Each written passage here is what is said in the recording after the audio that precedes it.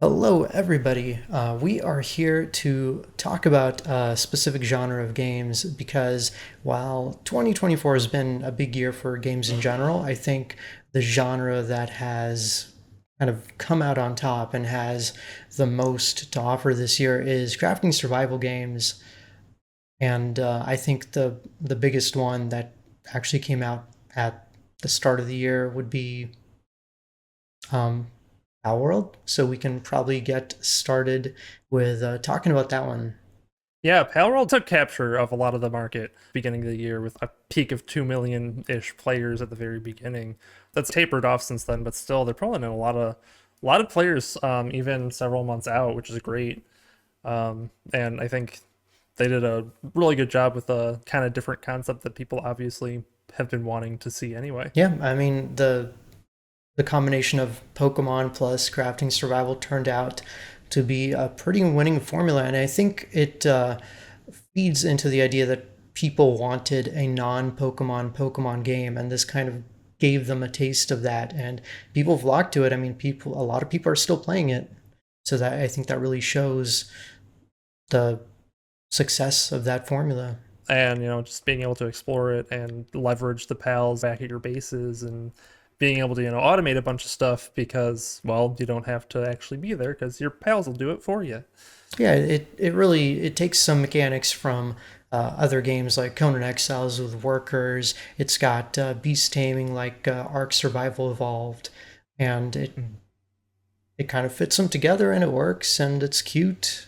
They kind of added on to typical survival crafting scheme too by adding the towers and stuff too, just giving more than just, okay, you explore, you build a base, you fend off the hordes of invading groups every once in a while. So they give kind of an extra layer there of having a tangible goal to accomplish, which I think is nice too.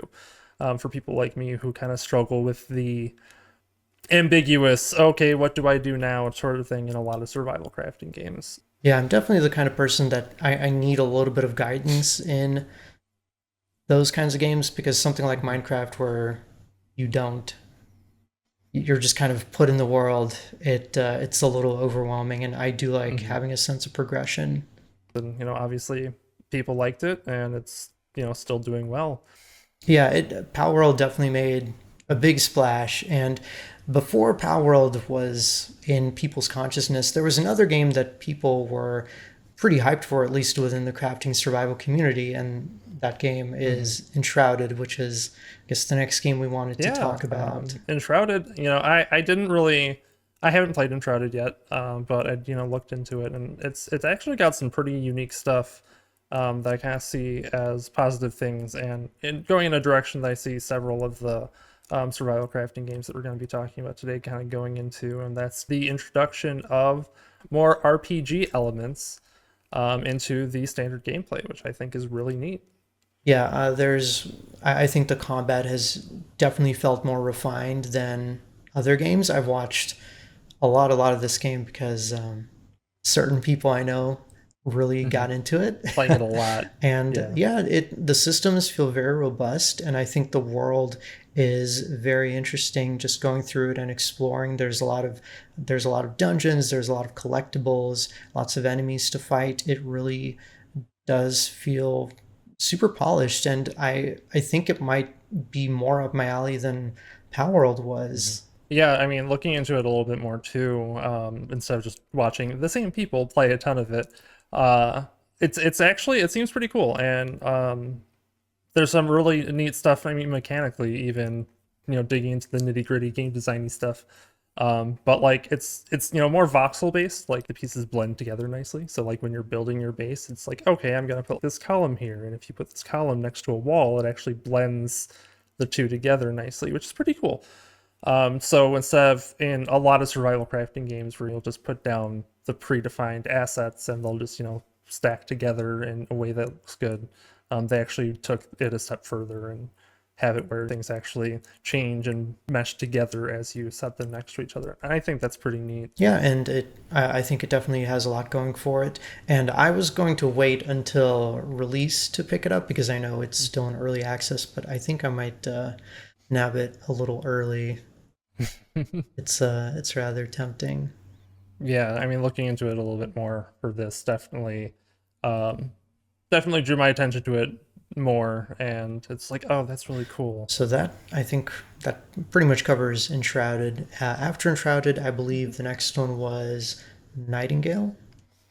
Nightingale, really cool. Studying wise, something that you don't really see often, I feel, in game settings is the Fey realm, which is pretty different and unique and insane. Yeah, definitely the distinctive feature is kind of like the uh, steampunk feel mixed with the lore being Fey related, Yes. and also typically, maybe not typically, but a lot of crafting survival games take place in one world, and with this game having world travel, it reminds me of the Dragon Quest series for Mm. some reason. I think it was Dragon Quest Monsters, where you travel to different worlds, and each world has its own like unique ecology and stuff and progression. Yeah, that's pretty cool. But I know you have like a hub, and you can make portals, and you get certain things to put into the portals, and that modifies what kind of world you Hmm. get. Which again, as a premise, it's really cool, and it is um, Hmm. randomized, which I tend to enjoy the crafting survival games that are randomized versus ones that have like a set world, like Conan Exiles, just because every time you go through and you progress through the game, it just feels completely new, completely Hmm. different. And something that I found out when digging a little bit deeper is like, unlike most crafting systems where, you just need to collect certain resources to craft this item, they have it where the resources you collect and use to craft your gear actually will impart attributes to it. So it adds kind of an additional level there too. Yeah, it makes sense because the materials used to make something are literally what it's made of, so it would Hmm. make sense that you get the properties of Hmm. that material. And they also have like spell casting in it too, which is not something that we really see in a ton of survival crafting games either. I know Conan Exiles did add True. it more recently. I think sometime in the last couple of years they added magic to the game. But they have it where you can use it for combat, but they also have at least one spell that allows you to like immediately regenerate like a tree. If you chop down a tree, you can use a spell and it just immediately restores the tree for you to chop down again, which I think is pretty cool. And if there's more stuff like that, it definitely makes the materials grind a little bit easier. You just need to, I assume there's going to be like some sort of mana that you have to watch Yeah. that hopefully regenerates. I'm always a fan of magic, Yeah, so perfectly up your alley there. So, um, and I mean, like this one, it's kind of it had a little bit of a rough start. It seems like it seems like a lot of the older reviews are kind of mixed, but more recently, I guess they did an update where they improved a lot of things, and so it's that a lot more of a positive reception now, which is great. yeah, I think games like this live or die based on how responsive the devs are to the needs of the community, because there's again so much Hmm. choice. If there's a game you don't like, then you can move on to something else. Yeah, and if you don't listen to the people who are playing your game, then you're kind of SOL, I guess. But yeah, moving on to I guess our next one on the Yeah, list. going from magic to technology, if I'm not mistaken. Yeah, so Planet Crafter, um, another a space survival crafting game, which we've got another one of those that came out several years ago with No Man's Sky, but we're not going to talk about that at the moment. And I just wanted to interject that this one is not a new Mhm. release. This one is has been in early access, and it's coming out of early Yes, it access. actually got its full release earlier this year, I think in April. But yeah, so it's fully out now. Now no longer early access. This is our first no longer early access one. Um, and yeah, so what I think is really cool about this one, obviously, it's got the base building. It's got, you've got to survive on a planet, and a lot like in No Man's Sky. What makes this one kind of unique, aside from not focusing on a big amount on space exploration like No Man's Sky does. But this one is more geared towards terraforming the planet that you find yourself on. And I think that's kind of cool and something that's a little bit unique in the survival crafting space is, the things that you build actually affecting the environment that you're in. Yeah, definitely. Typically, the world in one of these games is going to be pretty static. The resources are going to have certain spawn areas. You're going to go there, you're going to progress to the next area, you're going to build up the tech tree. With this one, the world changes and your access to new materials changes because the environment is different now. And you're right, I think that really sets this game apart. And what's kind of cool too is that like it's a little more calm, it's a little more chill of a survival crafting game. You're not like, aside from having to survive the elements of this planet, you're not having to fear for your life of being attacked by indigenous species. It's more focused on, okay, survive on this planet, grow the planet, change the planet, inhabit the planet. And I think that's pretty neat. Yeah, and speaking of always good, it's always good to see a game actually come out of early access, be successful, and get its full release because, how many games out there have just died in the water over the years Yeah. because they were promises or didn't get funding. So, Yeah, definitely. Definitely a problem with some games, but yeah, it's always great to see a success story, and I think this is definitely a good one to check out. and speaking So of success stories, yeah, um, moving on to our next one, we're actually gonna talk about something that's been out for a while, but is still releasing new content, and that is No Man's Sky, keeping with the um, theme of space survival crafting. yeah, and I'm sure this is one that everybody's heard about. Everybody knows No Man's Sky because it had that historically terrible launch. It was a They bad launch. so much refunds. I was somebody who went in with maybe too high expectations, and I ended up refunding the game within that 2 hour window. I Mhm. was disappointed, and then I ended up rebuying the game because lo and behold, they kept working on it and they actually added, a bunch of new content. And the newer stuff I haven't gotten around to checking out yet, but yeah, it's incredible how much the game has grown and how much they've added to it. Yeah, definitely. I feel like a labor of love from the development team for No Man's Sky. Hello Games really kind of saw how people responded to their release, which I know that they also were not super thrilled with either. But the fact that they have released so much free content, so many free upgrades, so many updates to this game that's now almost 8 years old, is great. And yeah, they're still releasing stuff. There's still stuff that has come out. I think in the past year, they've got more stuff slated for later this year too, and I think that's awesome. And so I had it originally on PS4 because that's how long ago it came out was the PS4. I didn't refund it, but I didn't play it a ton. And then when I heard that they were doing a massive overhaul of things a few years ago, I picked it up again on PC, and I was just like, it's great. Like it's definitely more the game that they I feel wanted to release to begin with, and the fact that they have dedicated themselves to still providing more content to it even after so many years, I think is great. Yeah, definitely worth checking out. I'm going back to, I know I plan to. Yeah. I keep procrastinating because there's so many games out there on the radar right now. But Yeah.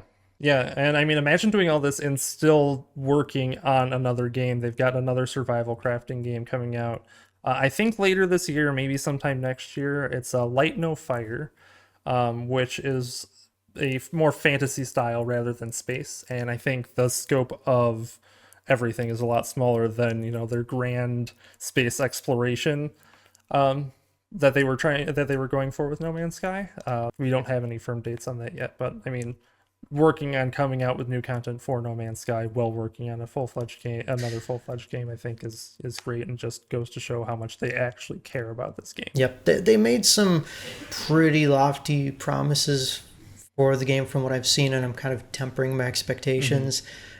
Just not to get them dashed in case they need more time to work on it after its release. That's totally fine. Yeah. But it does look interesting. Yeah, I'm definitely looking forward to that one. So keeping an eye out for that. But I mean, talking about games that have put in work since their release, we've got another one and that's one of my personal favorite survival crafting games, and that's Don't Starve Together. Which this is a cute game. It's a hand drawn style, very um, Tim Burton esque, I guess. With the Yeah, I would definitely yeah lean in. It definitely leans into that style, and I yeah will say it's not exactly up my alley. hmm So it hasn't really been on my radar, but yeah, looking at just the list of updates they've added quite a bit to the game. hmm yeah. This is another one that came out in 2016 to much better reception than No Man's Sky did. It came out fairly popular at the time. But yeah, still, again, 8 years later, still putting out new content. They just released a new bit to it just back in June. I think they refined some of the systems and added something to their, I guess, boat survival stuff. I don't know. It's been a minute since I've played the game, just because again, so many games. But yeah, they're still adding stuff, and I think they still have more stuff slated for later this year also.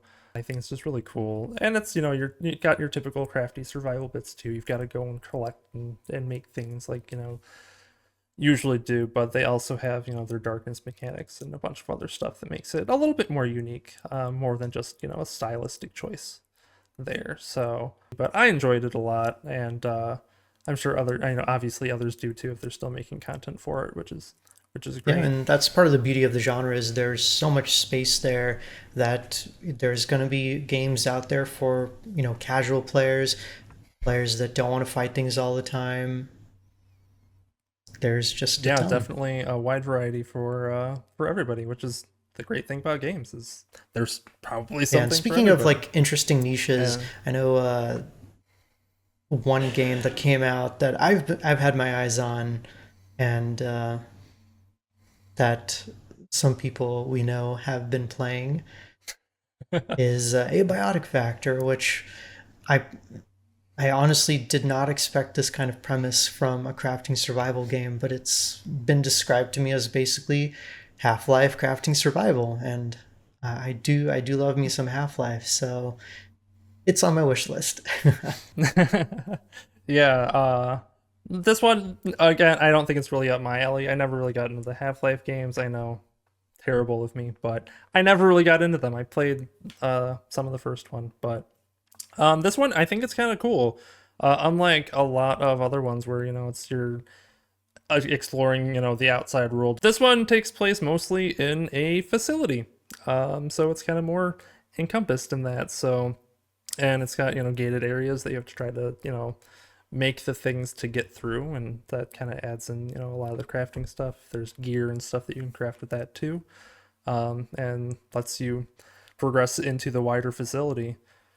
And also the portals, apparently there are portals in the game that takes you to like other worlds and other places in the regular world, which is kind of cool. And alien monsters, I guess, too. So definitely a Yeah, lot and I there. think that really opens the door for like um, expansion to the game because I imagine they can add more worlds. There's a lot of space there for creativity with like alien designs, enemy hmm designs.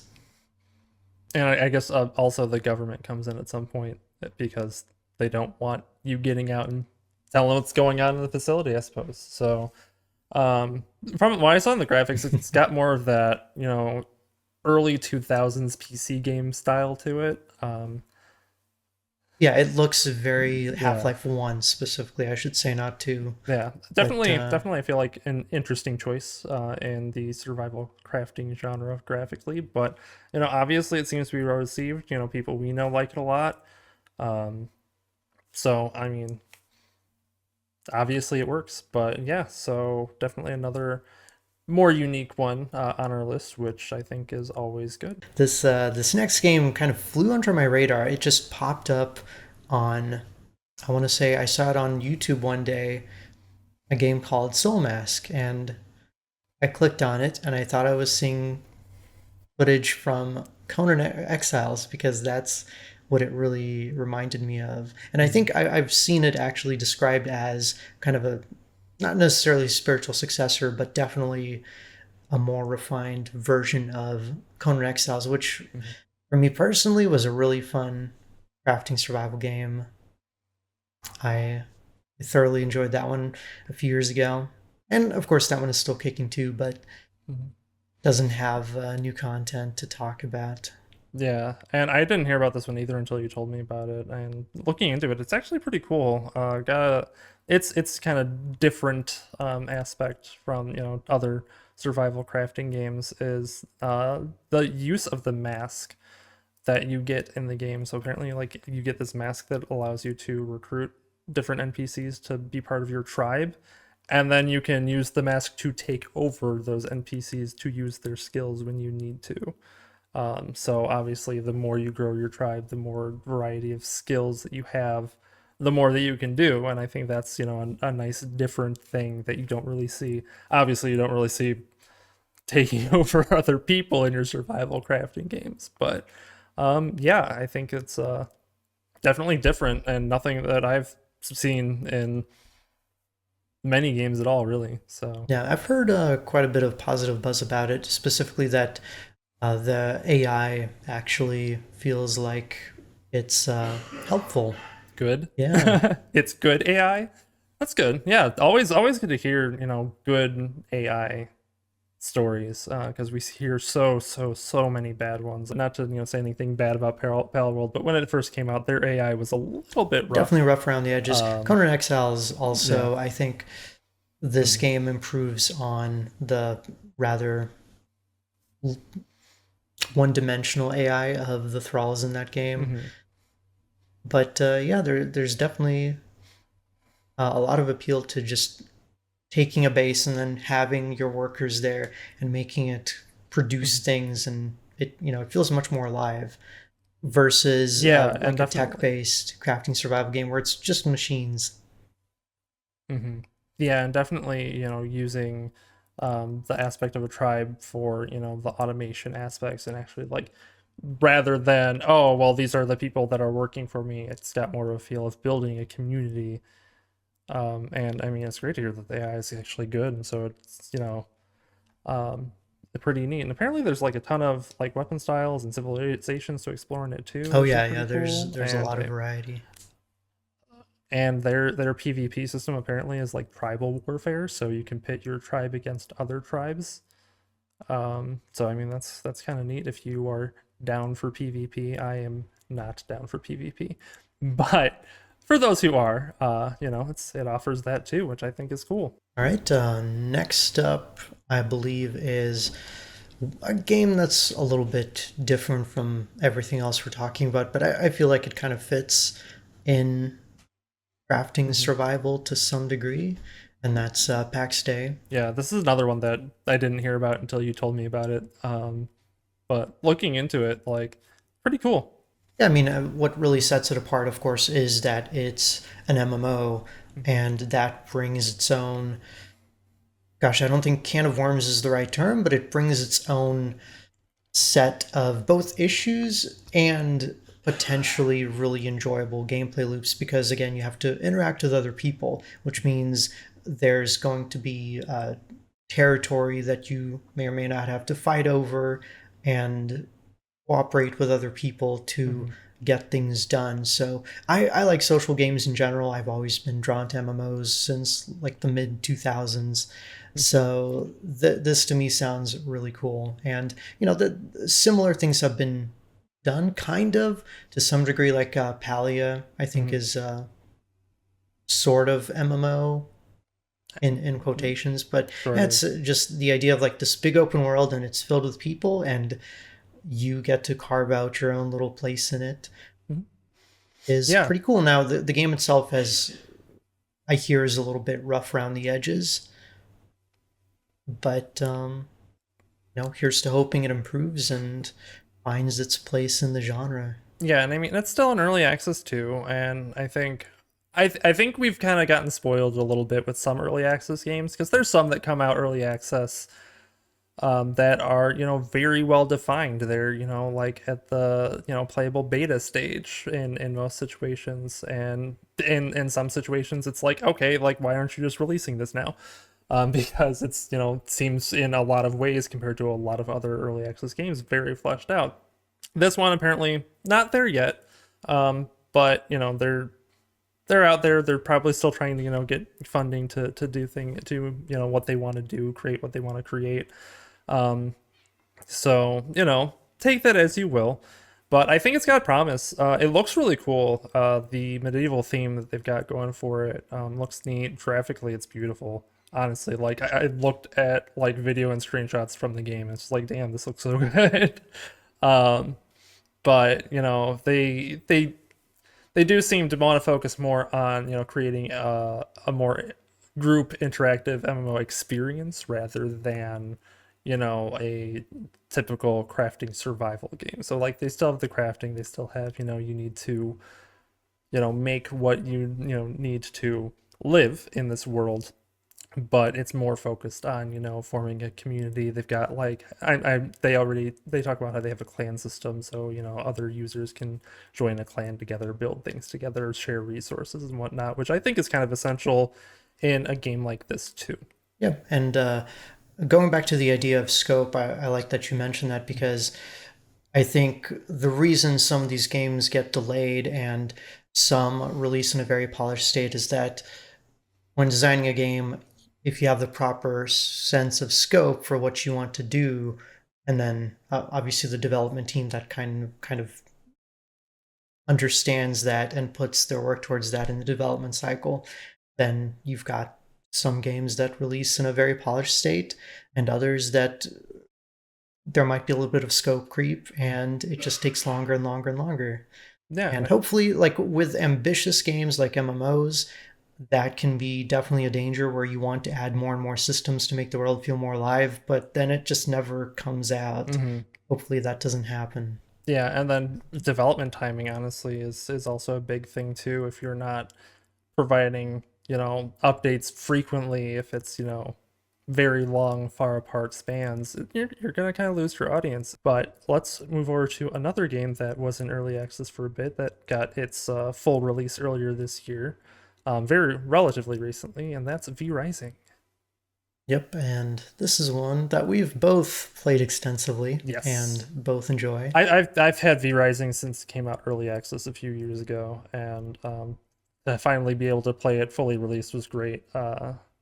And they added a lot to the game from when I last played it too, because I played it for a little bit and I was like, okay, you know what? I enjoy this a lot. I'm gonna sit on it until it's done. And now it's done, and I loved it. But yeah, I think the theming is great. Uh, the aesthetic is great. The building is great. And of course, they've expanded on that. I remember when it first came out into early access, castles are only one floor. Now you can build multiple floors. You can build a massive structure. It really fulfills that vampire in a castle Mm-hmm.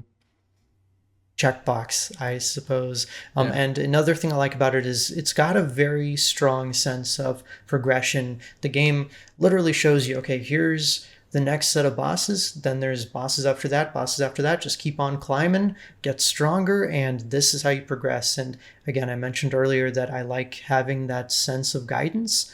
And along the way, you get better weapons, more magic, and the mechanics become more and more complex over time. The zone variety increases, and yeah, just a very solid, polished game that I'm glad made its way to 1.0 and Yeah. hopefully beyond. Yeah.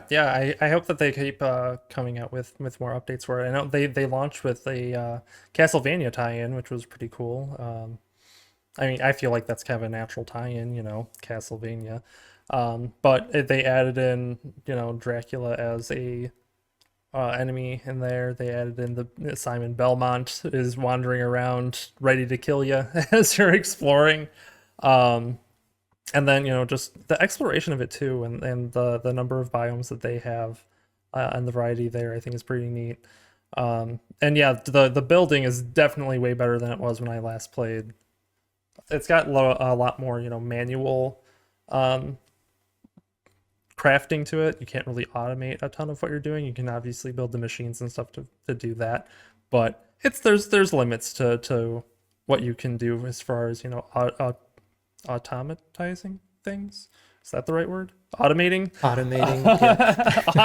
Automatizing. But it never feels like incredibly complex. Like Yeah. most recipes require just these key ingredients, and you Mhm. know how to get them. You get them, you process them, bam, you get what you want. Yeah, yeah, it's very straightforward, and being able to go out and collect the knowledge and stuff that you need to. Again, we talked about the very outlined progression earlier. I think it's great how they got the map of, okay, here's the bosses you have to fight, here's what they offer you. That way you kind of know, okay, I've reached the point where I need this resource. Who do I have to fight to go and to get myself access to that resource? And I think that's great.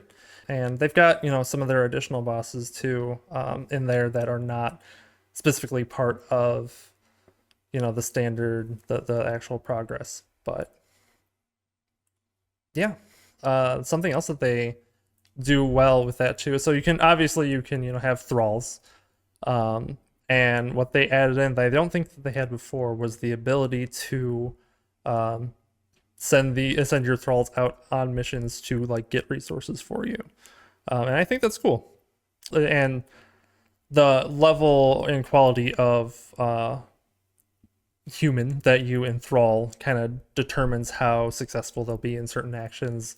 They'll actually give you buffs yourself if you have them in your castle too, which is pretty neat. I think it's a nice little additional thing that you don't really see in a lot of survival crafting games either. It So, actually does remind me of Conan Exiles and like hunting for thralls in that game where you want the named NPCs that have like better skills or like the really good fighters or whatever kind of craft you want, and it's pretty similar in that regard. mhm. Yeah, so I think that's great. They have a lot of cool systems, a lot of cool biomes, a lot of sometimes gross and unique resources. Definitely a lot wide variety of enemy types too. It's just cool. It's a solid game, and we could probably talk about it all day, but we don't have time for that. So we'll move on to our next one, which is a sequel to one that I mentioned earlier, Sons of the Forest, which is a sequel to The Forest, where you play as the son of the main character from the first game. So I have it. I haven't played it yet because I'm was wanting to wait until a 1.0 release, and it came out earlier this year after being in early access for like a year. But I haven't played it yet. But it looks cool, and I really enjoyed the gameplay of the first one, and I want to get a group together to actually play it again. That's Yeah, really I all I have think to say on that. you played with the Forest with a group. I Mhm. played through the entire game solo Oof. because I don't know, I was more of a solo gamer back then, and it Yeah. was got it. I can imagine it It would be definitely, tough solo. Like, yeah, it was tough and it was kind of terrifying because yeah. God, those narrow tunnels with Hmm. the savages. That But cave system. I liked the first game and I was gonna get the second one, but it was one of those where I wasn't sure about it and I wanted to wait until it was out of early access. And Hmm. lo and behold, here we are. So add another crafting survival game to the list of crafting survival games I want to try out. Yeah. And I haven't really looked too much into this one because I do kind of want to go in with a more, unspoiled experience to it. But I mean, I love the first one. I can imagine that they have a lot of similar things in this one that they had in the first one. And, I'm looking forward to seeing what the story is behind this one. So pick it up. We can play together. That way you don't have to solo it. Totally. The next one is the one that we've heard a lot of talk about. That was kind of the belle of the ball at Next Fest, and that is Once Human. And it's out Um, as of the release of this video, probably by the time it gets released. Yeah, this is one that looked interesting, and we both downloaded it to play during Next Fest, and gotta say it's very promising in terms of how much there is in the world. There, it seems like there's a lot to mhm. do. I didn't get a huge amount of time with it, what with all the demos to try out, but just the small part of the world that I Yeah, was able to explore had a lot going on. So many enemies. There are people building buildings everywhere. It just felt very alive. yeah. I feel like I too just like scratched the surface of everything that there's to do in that game. There's the very exposition heavy intro to the game, which is great. Honestly, like it had a pretty good introduction to Yeah, the kind of game. unexpected because Hmm. in most games you're just kind of dropped into the world. There you go do your Hmm. thing. It's like, here, figure out what happened. And with this one, it's like, hey, here's what happened. So I think, adding that little bit of exposition at the beginning was great. Graphically, it looks really cool. And like once you actually like get into the open world, it's kind of different from a lot of these survival crafting games. It's more post-apocalyptic feeling, but like it's not, oh, everything's completely destroyed post-apocalypse. It's, hey, there's still standing structures, there's still stuff for you to explore, there's cars and things for you to go through to get resources from, stuff like that. And it definitely adds a lot more Yeah, modernity to things, and lets you kind of build more enhanced hmm. stuff. Yeah, it's interesting that the world feels like both abandoned but also lived in at the same time Hmm. because there are other people now, so there is a sense of like reconstruction. Hmm. But yeah, I'll agree Yeah. the graphics are good and the character creator. I probably spent way too much time and I had to cut myself short just because there were Yeah. so many options and you don't really see that in a lot of crafting survival games. You don't see that in a lot of games in general, honestly, but this one, it's very, very in depth, like very a lot of minutia that you can do in customizing your character, which is pretty Yeah, I'll cool. also say enemy designs from what I've seen are very unique and very interesting. And I think that's been kind of featured in all the trailers for the game as well, is it's going to be kind of a mix of post-apocalyptic, but also there's like some sci-fi elements Hmm. and monstrous creatures and crazy boss fights and stuff. Yeah, yeah, definitely some unique enemies from what I've seen so far. The ability to, capture some of the what were they, echoes or something? I don't remember exactly what the terminology for the things that you can capture are, but you can capture certain things to use their abilities. Um, Once you put them in like this container in your base, it's just got a lot We'll of just call interesting it stuff going. Pokemon. It's fine. Yeah, it's got some interesting stuff going for it, and in my running around, once I actually landed in the open world, it looks like there's also some automation there too. You can have like a little robot. I saw like little robots walking around, kind of doing things for people, and other little like minion type things doing things for people. So there's got that in there too. It just seems like it's got a lot to offer, and I'm gonna wait to see how it fares a little bit before I pick it up. But I mean, like I said, it was very, very popular during Next Fest, so let's hope that it sticks with the hype and people actually Yeah, enjoy I it. think it'll be very promising. It's got some interesting elements, and I think an important thing is the gameplay is actually fun, like the gunplay and stuff. It's fun and it works, and that's a big part of Hmm. making a game enjoyable. Yeah, and another thing about this game is it's the only one on our list that has not been in early access and is just releasing, unlike the next game we're going to talk about, which has been in early access for 11 years, 7 days to die. I do not have the exact date, but it's been in early access forever and ever. I played this game years and years and years ago, God, half a decade ago, and it's been in early access all this time. And I honestly am flabbergasted and cannot believe that it's finally out. And Yeah, yeah, good for them. yeah, I did look it up, and it was in early access for like almost 11 years, and that's insane to me. But they kept at it. From what you've told me, somewhat inconsistently. Not consistently releasing new content, but you know what? They got to it, and they have a full release now, and that's great. Hopefully, they do well with it. And I know really nothing about it. I kind of looked into it a little bit when you told me about it, and it's got some cool stuff to it, like having the zombie hordes coming out every 7 days, which is adds kind of a guaranteed timeline for you to follow to plan your defense, which is cool. But yeah, lots of stuff to go off of there too. Yeah, I think that's really what sets the game apart is every 7 days you're gonna get swarmed, and it just gets tougher and tougher and tougher. And yeah, it's very combat focused, but the crafting is also very fun, especially when you have to plan everything around your whole base potentially getting swarmed and destroyed. So Hmm. Yeah, it's fun. Rough around the edges. And I do remember that one of the pros, at least when I played it, was the modability is you could actually improve the game through mods. So I remember adding like building density and just manipulating the map a little bit to where there was more going on, which I'm always a fan of the user having Yeah. agency in a game like that.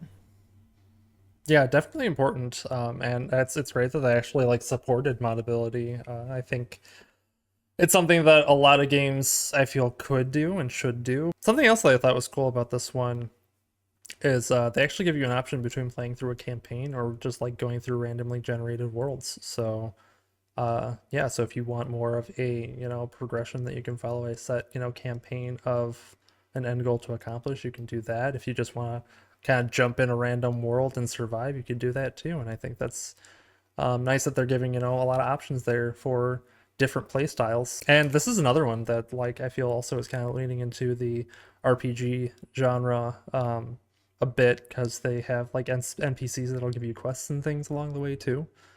And they've got perks and skill development with it also, and so it's kind of following that, um, following a trend that we're obviously starting to see of an introduction of a little bit more than just your standard crafting survival, and I think that's a good Yeah, way to back go. then, I will say the quest and progression stuff was pretty bare bones, but again, the game I'm sure has come a Mm-hmm. long way, and I do see Mm-hmm. more and more people playing it, so good for them. And I guess we'll move on to our last one on our list, and that's one that I know that you enjoyed a fair amount during Next Fest, and I still didn't play any of it, but I looked into it, and that's Aloft. Yes, me and a couple other people picked it up, and you know, I saw that it's based on like traveling across the sky, and I was like, sounds like Zelda Skyward Sword, and I like the aesthetic of it. It's got a very light style, I guess you would say, and the freedom that you get. So you start on an island. You kind of have to explore a little bit, figure out how the technology tree works, and then you finally get around to building your glider, which is how you get around. And that thing, Hmm. I did not. I expected something like Breath of the Wild, where you just kind of Hmm. glide and slowly fall. No, this thing just lets you go wherever, and you just get this. Nice. You get such a sense of freedom, and you could just go anywhere you want. Well, there was definitely limitations within the demo, but I'm assuming in the Hmm. full game you can just go wherever you want and explore the sky, and um, without going into too many details, like cleanse the corruption and Hmm. explore and build. The building felt pretty decent, um, and yeah, apparently you can even like commandeer a whole island and turn it into a ship, which I didn't get that far in Hmm. progression, but just the idea of it is super super cool. Yeah, I think that's really cool too. Is just, the ability to have your own sky ship. That way you can cruise the skies in comfort and not just on your glider. And I mean, it looked really cool. I just didn't have the time to pick up another demo during Next Fest, but it looked really cool. Um, the concept is pretty neat. Being able to do sky exploration, all these different sky islands you can explore and build on, and you know, as well as having your typical crafting, gathering, base building aspects to it too. But something that I thought was pretty cool and different about it too is you actually have to be careful about what you do on these islands too, because each island has their own ecosystems, and if you mess with the ecosystem too much, you can just destroy the resources there. They won't replenish. They won't, you know, it'll be basically a dead island. So you've got to worry about that as well as the encroaching corruption of the islands. So I still feel like there's not a ton of information on this one yet, but what they've given us kind of looks cool. It's a nice little taste.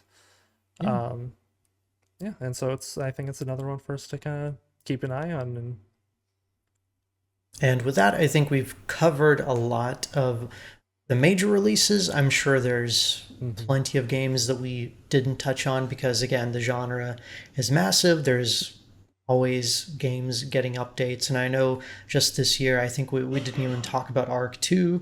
There's been some rumors about that. There's Yeah. plenty to look forward to, but we kind of wanted to give an Yeah. overview of the year so far and kind of things that we have experience with, Mhm. which again, it's hard for one person to just Yeah, definitely.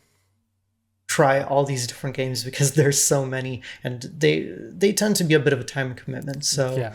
it makes sense that someone would gravitate towards one or two and kind of stick with those. Although we do know somebody who would and probably has played almost every single one out there, but He yes, he probably has.